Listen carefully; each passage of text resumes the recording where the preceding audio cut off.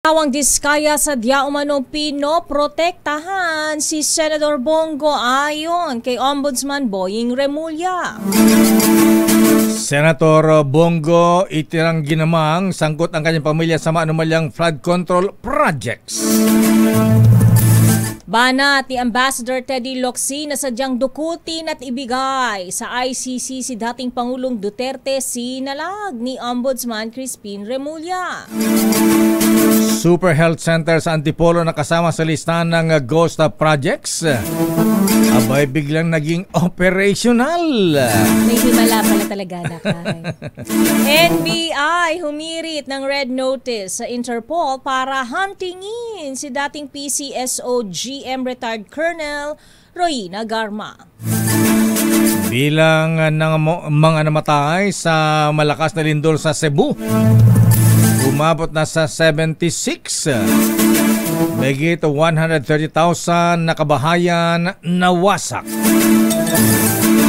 911 emergency hotline target paganahin ng DILG sa buong bansa sa susunod na 6 na buwan.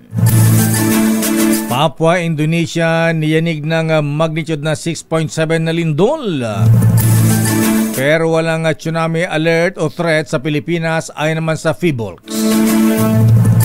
Transport companies pinaghahanda ng LTFRB sa dagsa ng mga pasahero sa darating na undas. At ngayon sa detalye ng ating mga balita.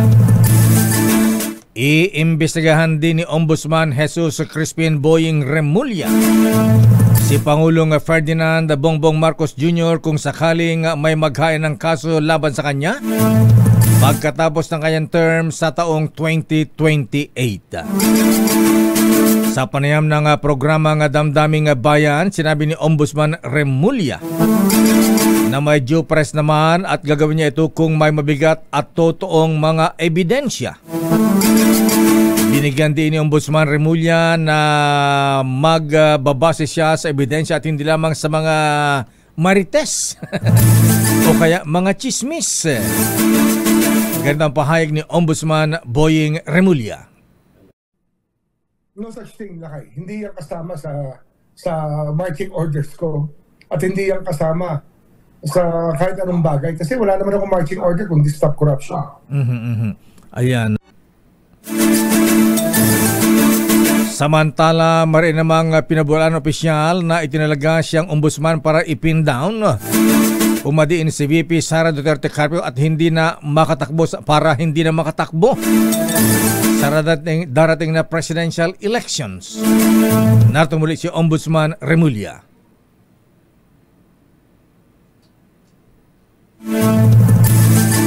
Nagkabalik-baliktad yata yung mga voice clips natin. RH TV. Kaugnay nga ng balitang yan, Ayan. pinoprotektahan ng mag-asawang kontratista na sina Curly at Sara Diskaya si Senator Bongo kaugnay ng investigasyon sa maanumalyang flood control projects.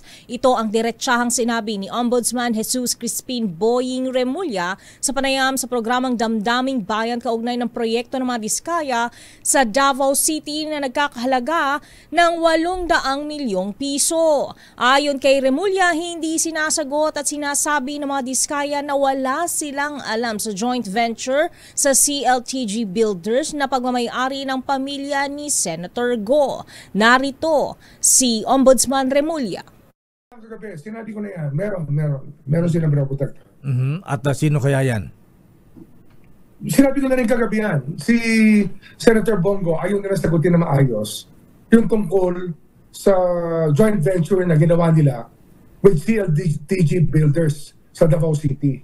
8 contracts worth 800 million yan noong 2016 or 17. Kasi pinag-aaral natin lahat yan na submission sa atin. So tinanong natin yan, wala silang gustong isagot. Kundi wala rin silang alam.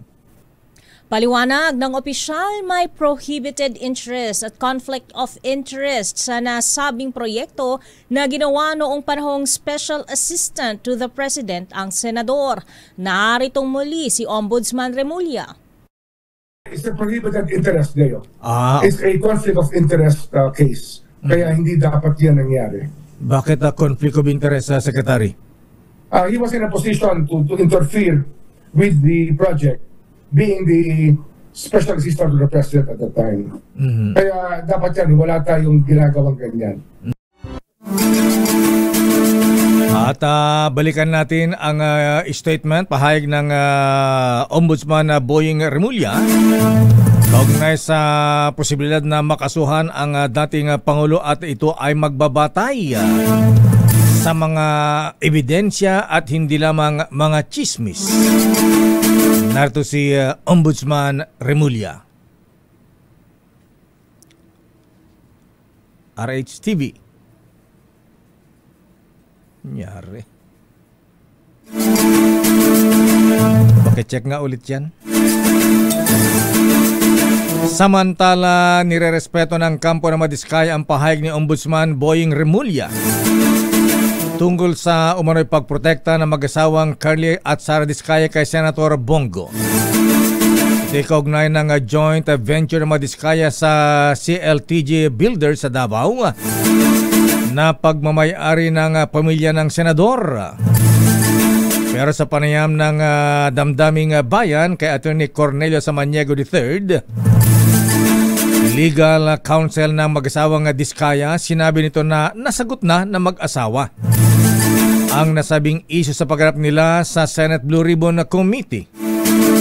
Ang kay Attorney Samaniego, handa ang kanilang kampo na sumagot at sa katunayan ay may nakahandang affidavit na ang mag-asawa tungkol dito. Ngunit hindi umano na ibigay sa Department of Justice dahil hindi kampante ang mga Diskaya na isumiti ito noong panahon wala ang Secretary of Justice. Narito si Attorney Cornelio Samaniego III. Ay, yan naman po yung sinagot na ng spouses Diskaya po sa Senate na nagkaroon po sila. Nagkaroon po, hindi naman po nila tinanggi yun. Na nagkaroon ng isa transaction sa construction or anuman. Pero ito na may legal naman ho ito kung ano ba dito. Ang ginawa ni Senator Bongo, nakilala niya ang mga Diskaya matapos maiugnay ang kumpanya ng kanyang pamilya sa CLTG Builders. Sa isang press conference, sinabi ng senador na handa siyang humarap sa anumang investigasyon tungkol sa mga maanumalyang flood control projects. Handa rin ng senador na ireklamo ang mga kamag-anak na mapatutunayang naging bahagi ng katiwalian. Narito si Senator Bongo.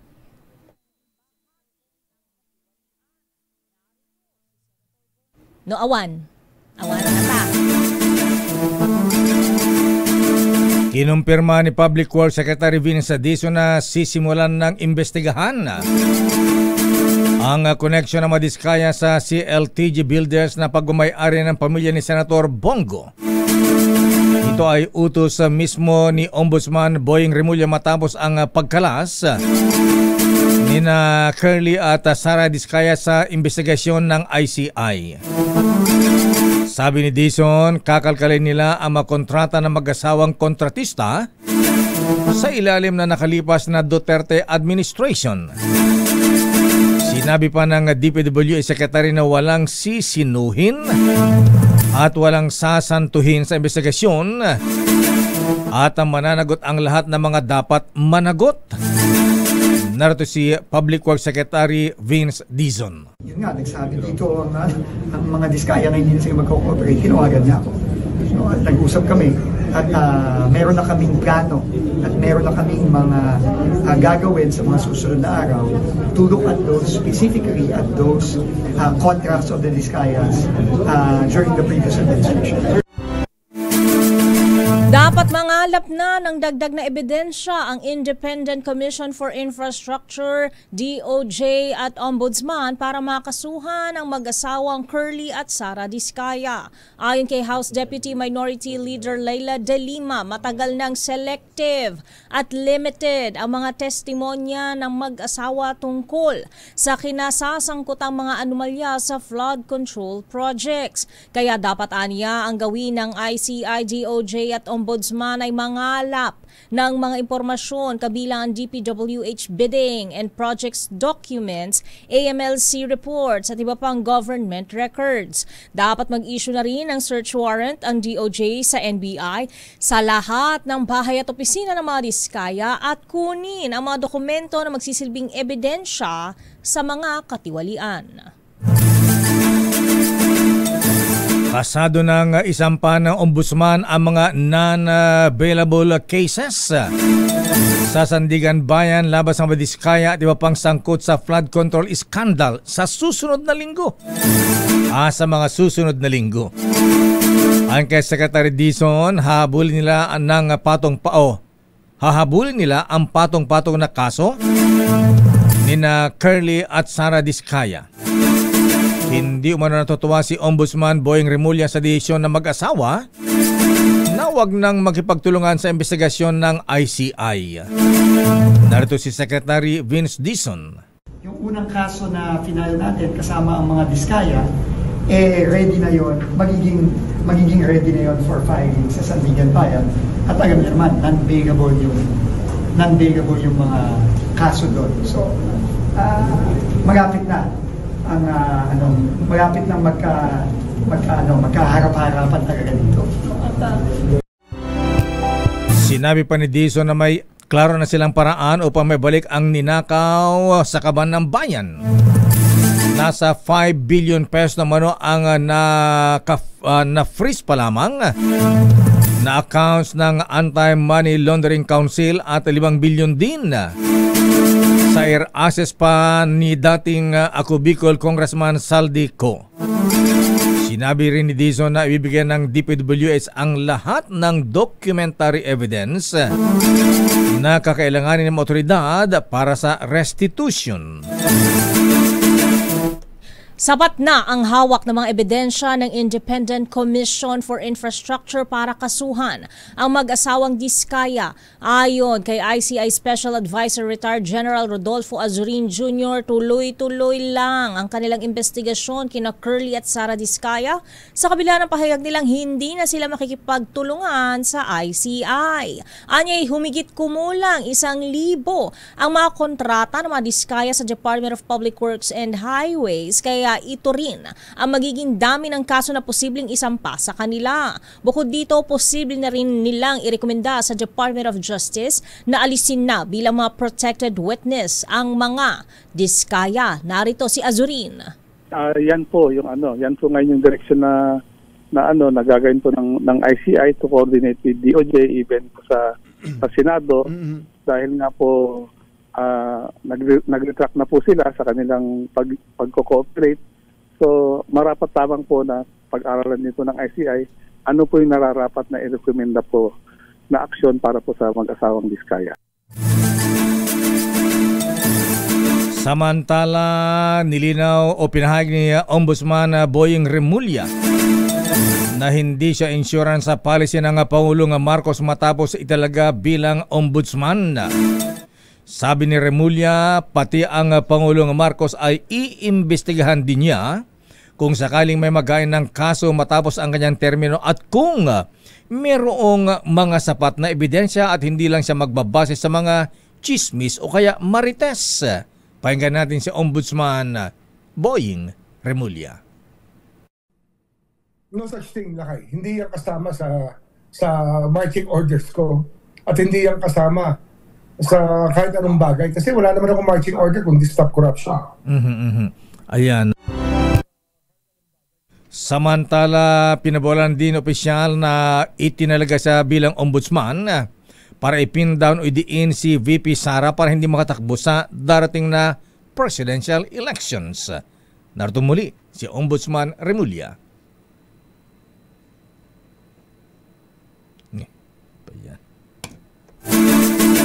Babalikan natin lang pang detalya ng ating mga balita. Nyari yung center. NBI humirit naman ng red notice sa Interpol para huntingin si dating PCSO General Manager retired Colonel Royema Garma. Super Health Center naman sa Antipolo nakasama sa listahan ng Ghost Projects. Aba biglang lumitaw at naging operational. Pwede na pala. At bilang naman ng mga namatay dahil sa malakas na lindol sa Cebu, umabot na sa 76. At may gita 130,000 na kabahayan ang nawasak. At transport companies pinaganda na ng LTFRB sa inaasang pagdagsa ng pasero sa darating na undas. Ang detalye ng mga balita yan sa ating pagbabalik sa ating palatuntunang Break Time. RH Break Time. Oras, Mr. Cesar Lee, Mr. Michael is my guy. Doktora Isa Suntay, alas 4:32.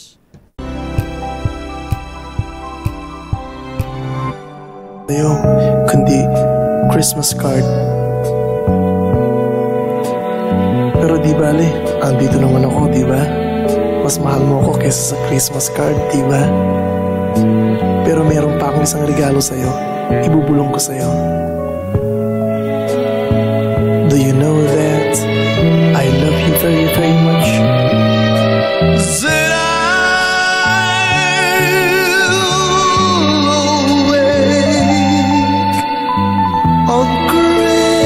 Christmas morning and find my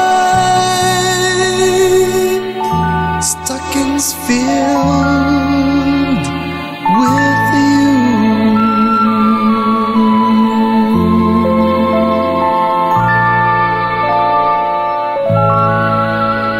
Merry Christmas, Miss Teya. Ninong, si Benti. Si 20 na? Oo! 70 days na lang at bonus na. Yay! RH Break Time. At speaking of bonus, ayan, gusto ba magkaroon ng bonus o magkaroon ng 500 piso? Aba, napakasimple lang. Ihanda po yung mga telepono dahil baka ikaw na ang susunod na tatawagan namin. Hintayin lamang ang may wagang kring-kring para magkaroon ng chance manalo sa aming kring-kring panalo malakas sa telepono promo. At para sa mga nais sumali, ganito lamang po ang gawin po ninyo, ha? Ayan, abay mag-register lamang sa online na form.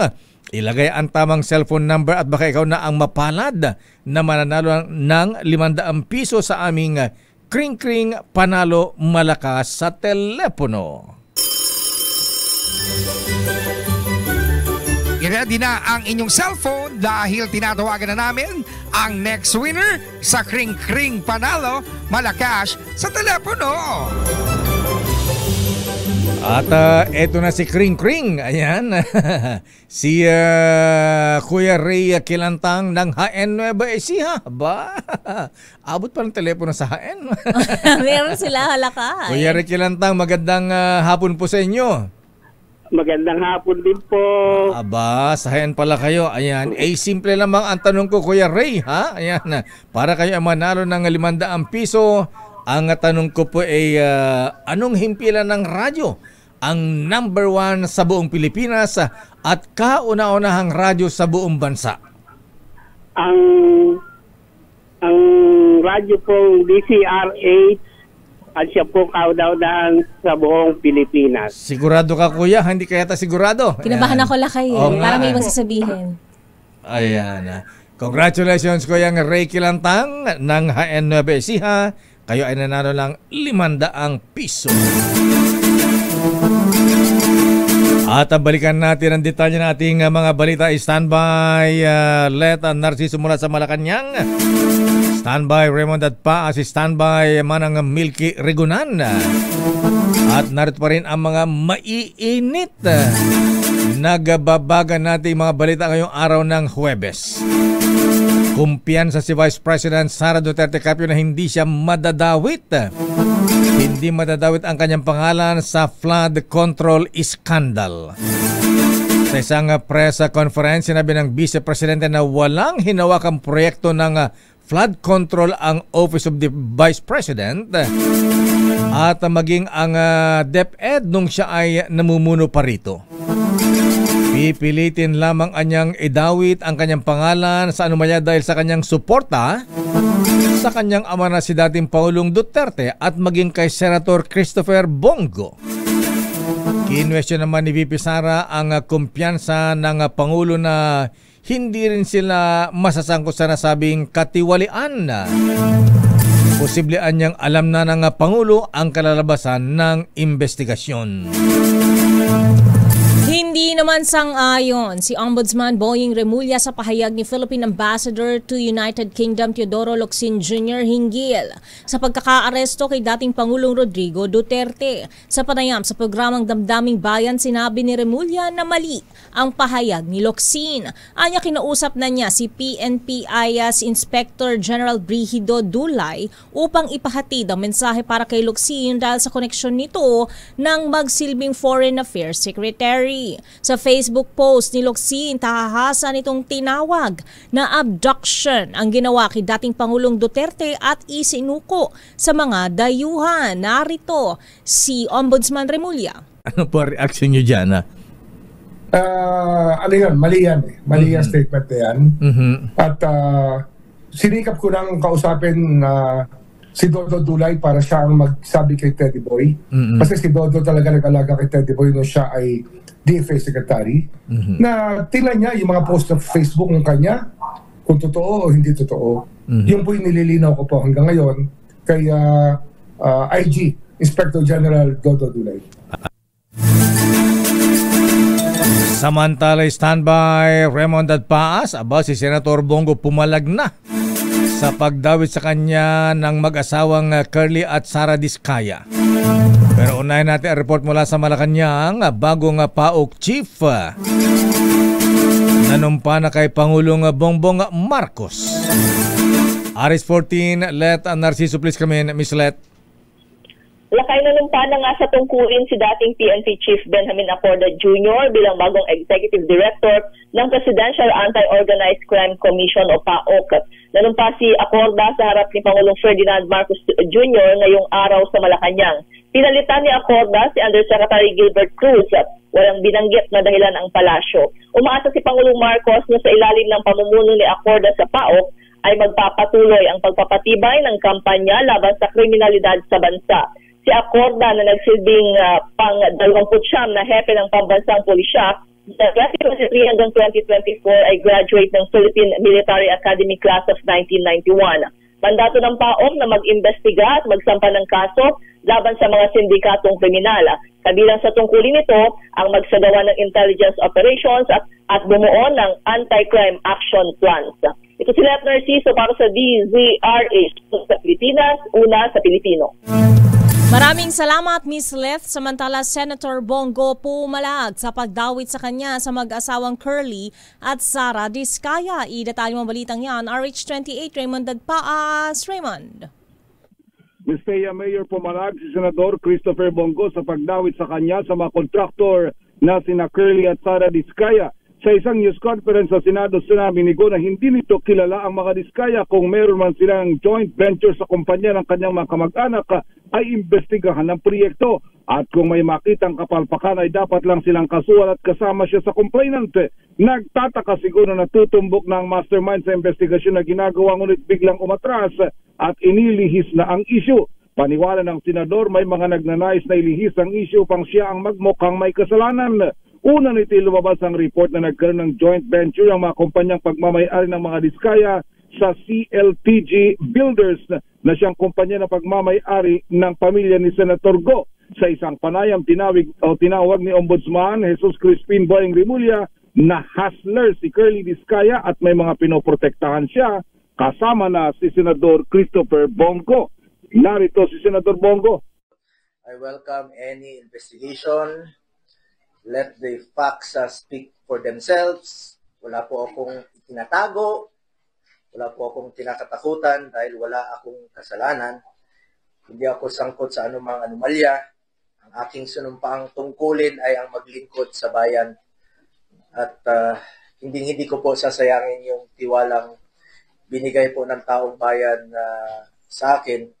I am one with the Filipino people in this crusade against corruption. Kasama niyo po ako rito At hindi po tayo titigil at wag ho tayong pumayag na ilihis po ang katotohanan. Kasi pag nailihis po ang katotohanan, magulo po yan. Magkakagulo po pag inilihis po ang katotohanan. Tumbukin niyo po yung dapat tumbukin. Hanapin niyo po yung dapat hanapin. Yun talagang mga totoong buhaya. Yung mastermind talaga. Bakit i-atras ngayon? Ang bahagi na naging pahayag ni Senador Christopher Bongo. Ito si RH28, Raymond Advance para sa DZRH, una sa Pilipinas, una sa Pilipino. Maraming salamat Raymond Advance mula sa Senado at ito mainit na balita.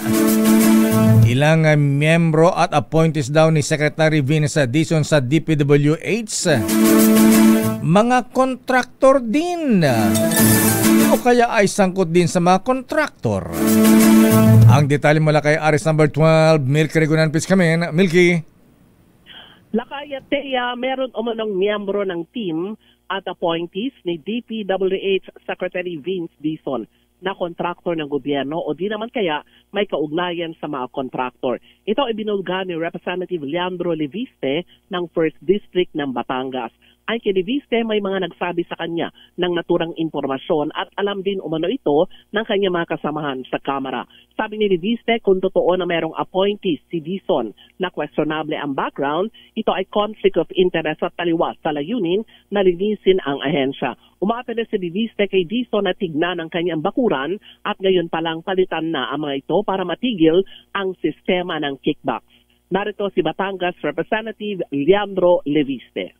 And I have great respect for the real improvements that have been done in DPWH since Secretary Dizon came into the picture. And so I am relaying what I have heard from multiple sources, that Secretary Dizon or members of his team have connections with DPWH contractors. I was told by one source some in his team are contractors. And yes, this is just what I was told.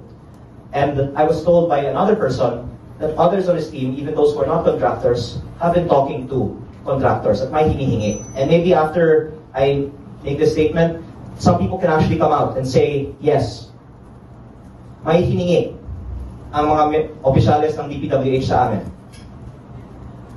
Tala sa kalagitnaan ng press con nang tumawag sa telepono kay Leviste o meron tumawag sa telepono kay Leviste pero tumanggi itong sabihin kung ang caller ay si Secretary Dizon. Pero matapos ang press con Lakay at Teya ni Leviste, nag-anunsyo agad ang DPWH na sasagutin umano ni Dizon ama na bulgar ni Congressman Leviste.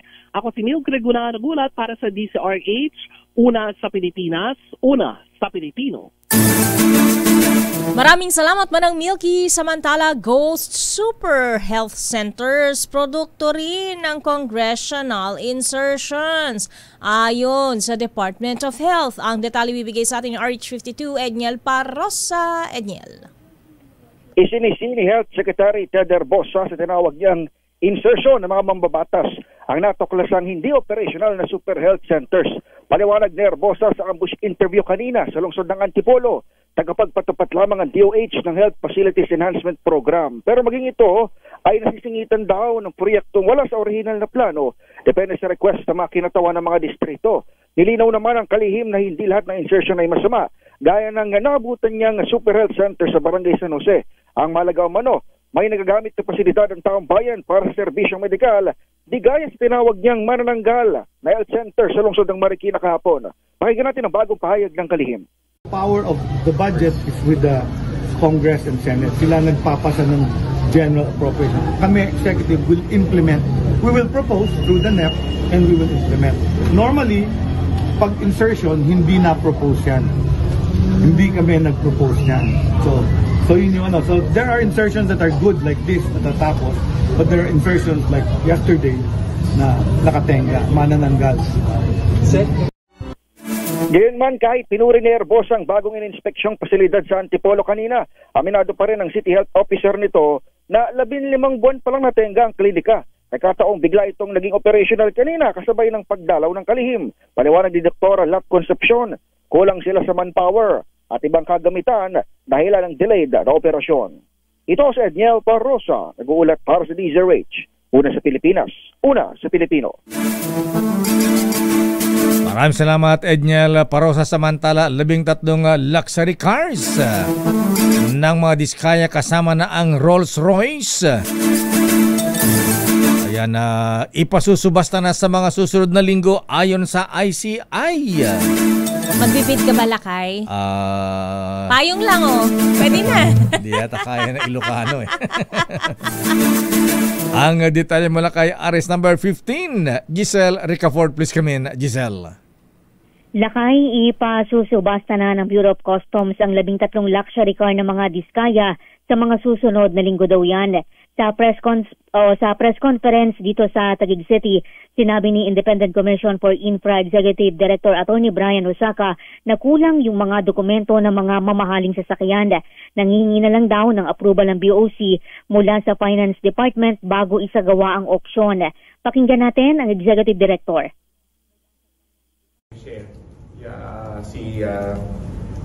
Commissioner Ariel Nepomuceno shared to us that the 13 luxury cars with them, they found that there were some may mga kulang daw sa kanilang mga papeles, which now gives them gives them the right for them to auction this off.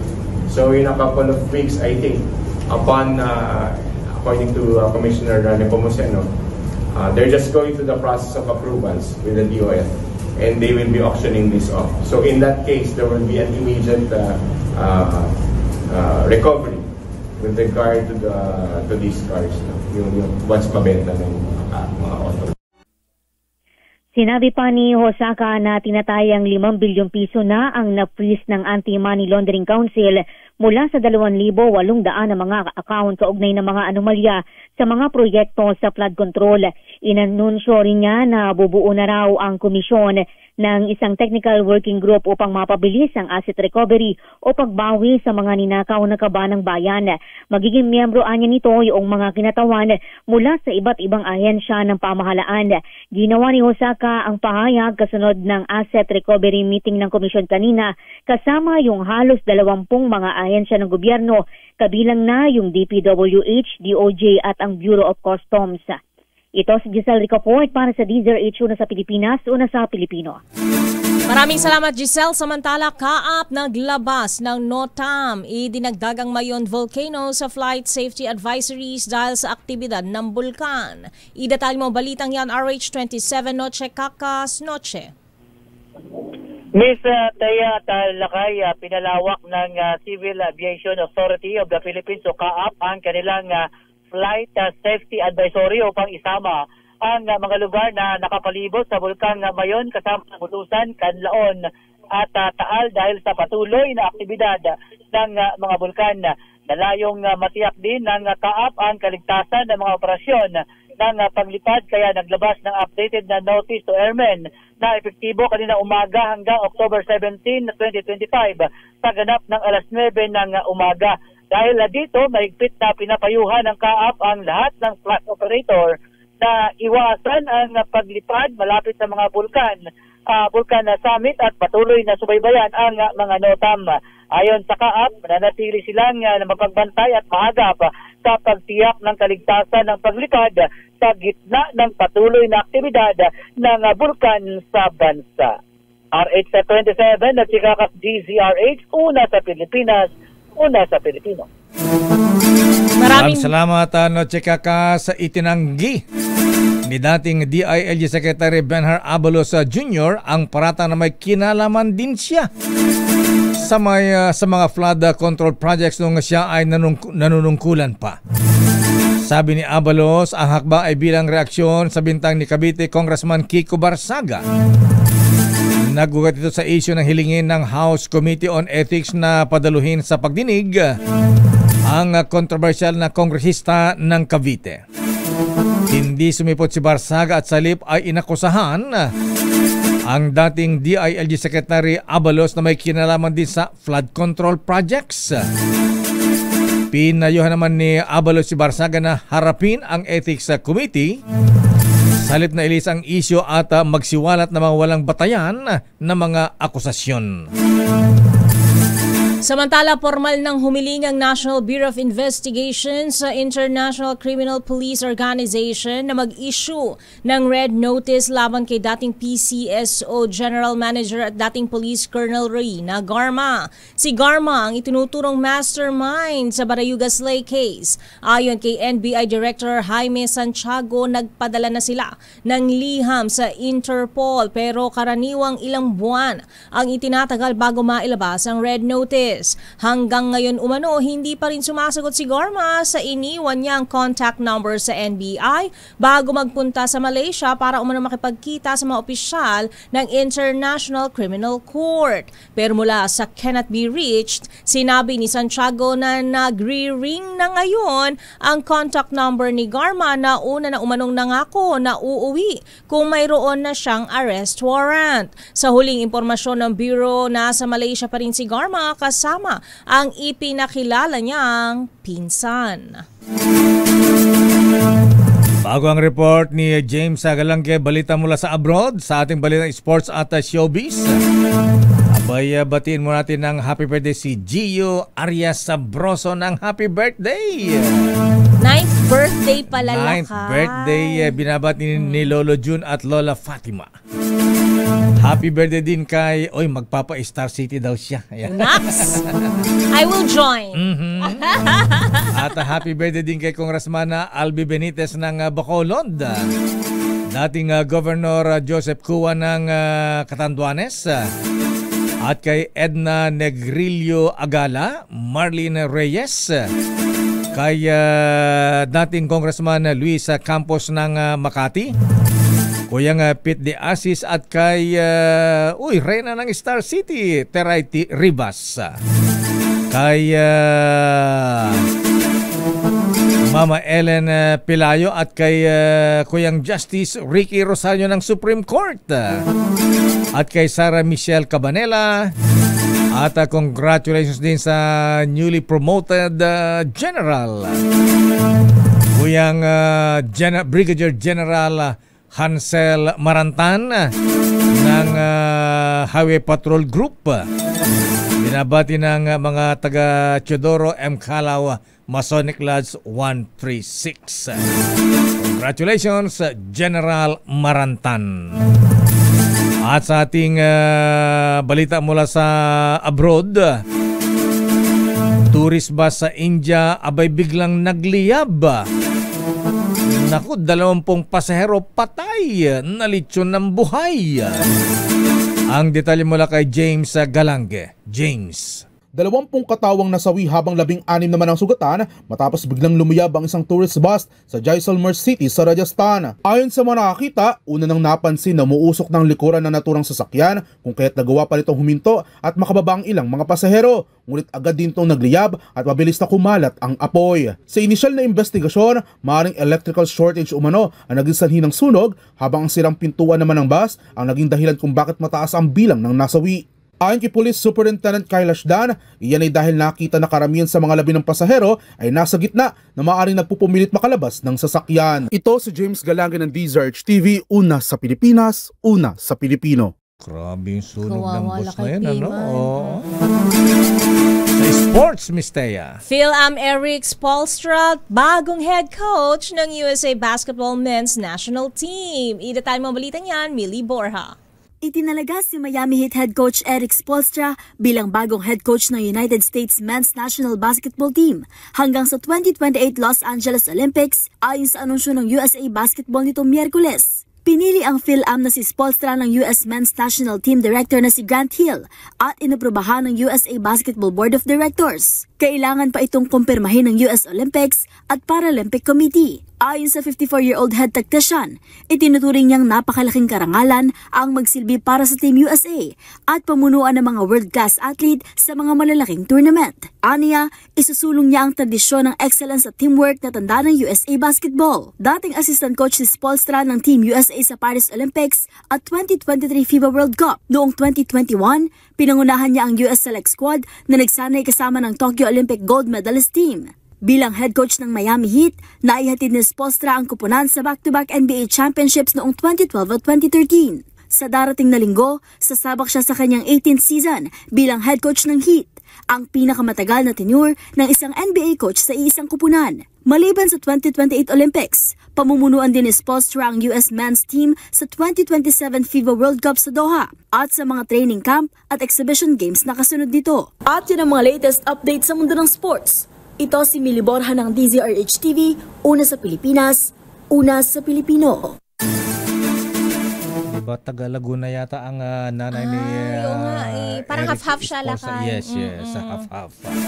Showbiz, Miss Thea. Emma Tiglao nagpakitang gilas sa preliminary competition ng Miss Grand International 2025. Idatali mo ang Break Time Showbiz, Angelica Cosme. Mary Tiglao, Miss Grand Philippines!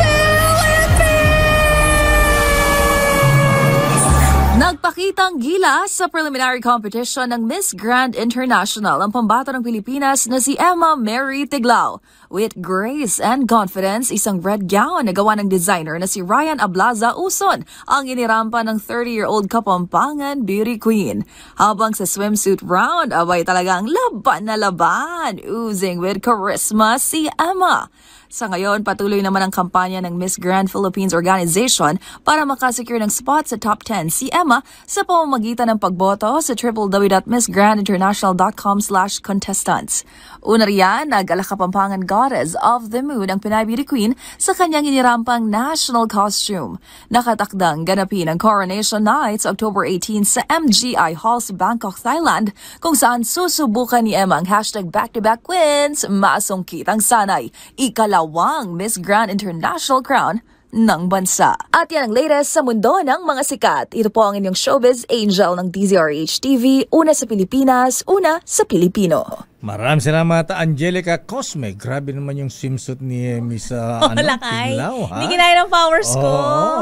Parang tibak na yan. Hindi ko kakayanin. Super tanga, no? At para sa mga nagtatago ng dollar dyan, ayon sa ating business correspondent, Mr. Michael is my guy.